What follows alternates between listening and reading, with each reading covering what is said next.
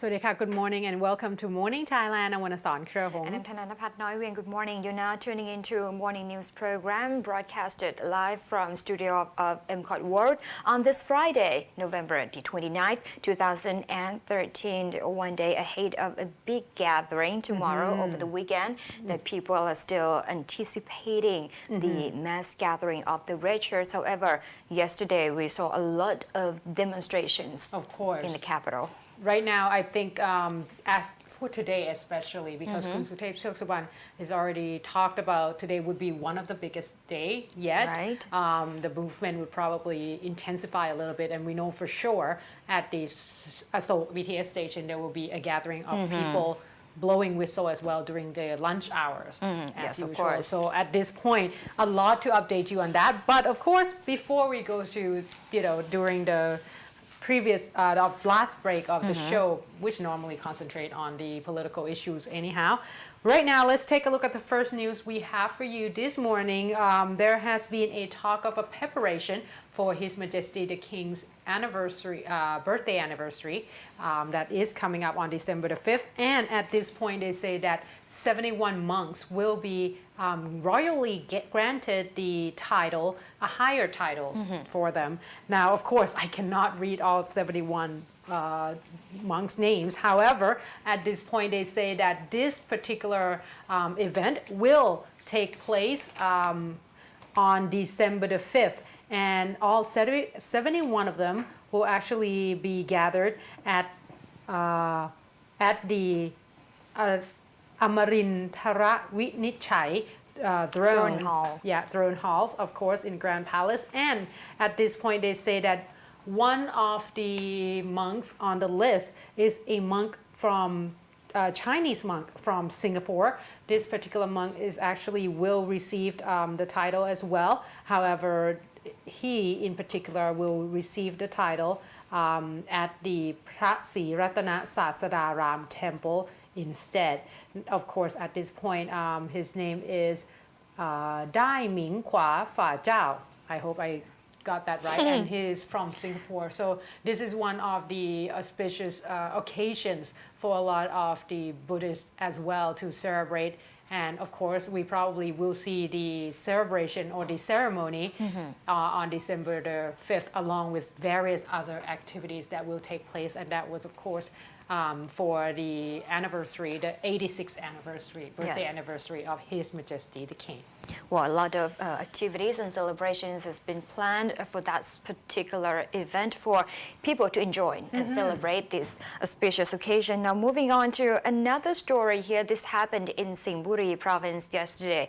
A group of around 200 protesters composed of students and their parents, led by Kun Patharapon Naknwan, the Vice President of the Parents Association of the Singburi School in Singburi Municipality. They are protesting against Kun Pramod Wuthi Vichayanan, the school principal, saying that the principal had been conducting improper behavior by increasing the school fee. So they think there's some corruptions involved in terms of trying to get more money out of it. That's just horrible. And this particular picture is Kun Pramo, the school principal. He has been appointed to the school since 2011. Okay. So that 2 years ago. And on the first year, he had increased the school fee for a student in the high school. Right. From 700 per semester to 1,500. So that's more than double. More than double. Yeah. Can you actually do that? Because technically school would actually have to be under education ministry. Yes, of course. I don't think you can just hike up the fee as you wish. I don't know what his excuses were. Okay. However, on the second year, the school fee has risen up to 3,300 baht. It's 3,000 now? Yeah, and that's more than double again. Oh my Goodness. So parents and students could not put up with that. They had gathered and protesting and calling for the school principal to resign immediately. And on the second demand, they're calling for the setting up of a special commission in order to look into the possible corruption or malpractice inside the school administration system. And the third one, they're calling for the central government officers to investigate whether there was financial corruption going on inside this school as well. However, yesterday, Kun Narong On Saad, the deputy Singburi governor, and also Kun Wanchai Sang Dao, the vice principal of Singburi school, had tried to talk to the protesting group. But the co-leader of the group denied submitting a letter to them. They're calling to meet Kun Kasem, Dr. Kasem Sotngam. He's the senior officer from the OBEC, Organization of Basic Educational Commission, that had by I don't know with intention or not, he was in Singburi province in order to preside over the event there. Just happened to be in the town. Yeah, and Kun Kasem had visited Singburi school as well. He had received letter from the protesters. However, there was not any comments. We will not hear anything yet from the school principal itself. But Dr. Kasem said that they will look into this particular matter, and he revealed that the school principal might have reasons or excuses to raise the tuition fee, but not over the limited amount that the OBEC had already appointed them to, allowed them to, because the government has already allocated the subsidization for the subsidy for a student from high school until we do have that program in place. Yeah, I think this is one of the things that it show you that I think people know their rights a lot more, and they're not going to put up with any types of, obviously, if you cheated on your position and abuse that power, then even the students have the right to say something. Yes, of course. Because normally in Thai culture, if you're children, you're not supposed to question the seniors or the authority and such. But I think this is going toward the way that a little bit more in terms of trying to democratically use your rights. And there's more issue there because students were told to pay more fees for special classes on computer and English. However, they would not have a chance to attend any of those classes. If they didn't pay, that's horrible. No, they already did. But there's no such thing. I wonder where the money goes to, because the thing is, you got to be able to, track down where those go. All right, hopefully we're going to hear more about this for sure. But one thing though, because December the 1st is approaching, and that's World AIDS Day, of course, at this point, a lot of campaigns as well as activities are being set up in order to raise awareness for a lot of people of the AIDS issue itself, so as well as try to reduce the HIV infections. However, at this point, they say that the Public Health Ministry has done a survey on the 4th to the 7th of November in 21 provinces altogether of 2,057 people. And this is what they found. They found that at this point, a lot of people are feeling that they still have a little bit more uneasiness toward people with HIV AIDS. They say that if these people don't have the symptoms shown, is about 11.5 that say that that admit that they will be uneasy with them.